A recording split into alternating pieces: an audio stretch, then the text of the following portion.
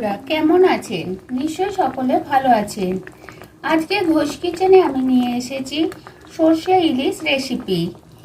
এই রেসিপি আপনারা প্রথম থেকে শেষ পর্যন্ত পুরোটা দেখুন, লাইক করুন, শেয়ার করুন, আর যারা চ্যানেলটিকে সাবস্ক্রাইব করেননি তারা সাবস্ক্রাইব করুন। সর্ষে ইলিশ বানানোর জন্য আমি 500 গ্রাম ইলিশ মাছ নিয়ে নিয়েছি। 500 গ্রাম ইলিশ মাছকে আমি এরকমভাবে কেটে নিয়েছি। এবার আমি এগুলোকে নুন আর হলুদ দিয়ে ম্যারিনেট করে নেব।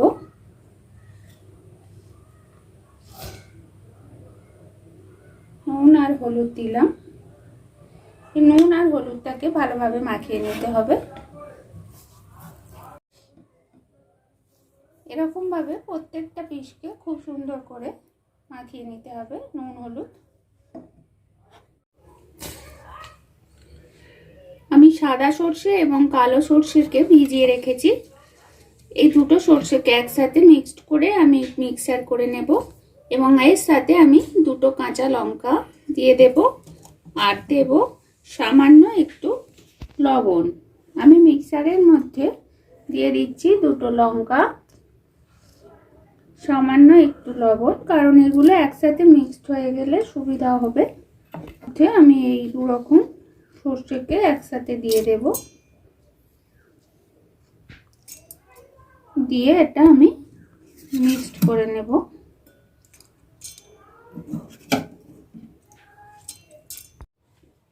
সর্ষেটা আমার মিক্সড করা হয়ে গেছে, কিন্তু সর্ষে মিক্সড করলেও এর মধ্যে কালো খোলাগুলো থেকে যায়।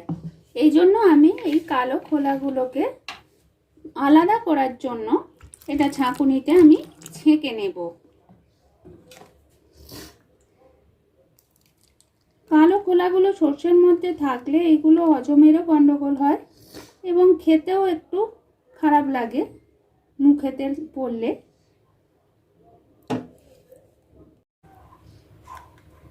এরকমভাবে আমরা ছাঁকুনির মধ্যে ছেঁকে নেব। ছাঁকার ফলে এই যে খোলাগুলো দেখুন এর মধ্যে আলাদা চলে আসছে। খোলাগুলো আমার পুরো আলাদা হয়ে গেছে আর নিচের সর্ষেটাও আমার একদম স্মুথ হয়েছে। এরপর আমি কড়ার মধ্যে তেল দিয়ে দিয়েছি, তেলটাও গরম হয়ে গেছে। কড়াইয়ের মধ্যে আমি সাদা তেল দিয়ে দিয়েছি, তেলটা গরম হয়ে গেছে পুরোপুরি। আমি এর মধ্যে দিয়ে দেব কাঁচা লঙ্কা দুটো। কাঁচা লঙ্কাগুলোকে একটু ফ্রাই করে নিতে হবে, কারণ এটা ফ্রাই করা হলে এর গন্ধটা বেশ ভালো ছাড়ে।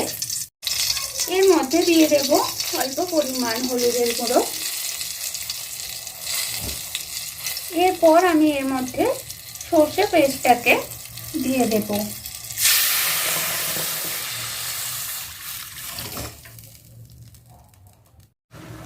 এর মধ্যে আমি দিয়ে দেব এবারে স্বাদ মতো লবণ। লবণ হচ্ছে যে যেরকম খায় সেরকম পরিমাণেই দেবে। আর যেহেতু সর্ষে ইলিশ, এটা সর্ষের কষাটা ভাত যাতে না থাকে তার জন্য আমি এর মধ্যে দিয়ে দেব স্বাদ মতো অল্প একটু চিনি। সর্ষেটা ফুট ধরেছে,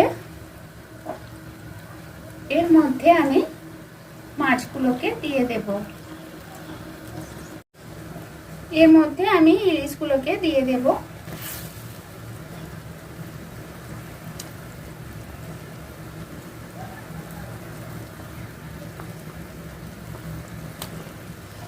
ইলিশগুলোকে দেওয়ার পর আমি খুন্তি দিয়ে এটা একটু নেড়ে দেব। কিন্তু মাছগুলোকে খুব ভালো নাড়বো না, কারণ খুব বেশি নাড়লে ইলিশটা ভেঙে যেতে পারে। ইলিশ দেওয়ার পর সর্ষের কালারটা কিন্তু কিছুক্ষণ ফুটেছে এবং কালারটাও কিন্তু খুব সুন্দর এসেছে। এবার আমার সর্ষে ইলিশ পুরোপুরি রেডি।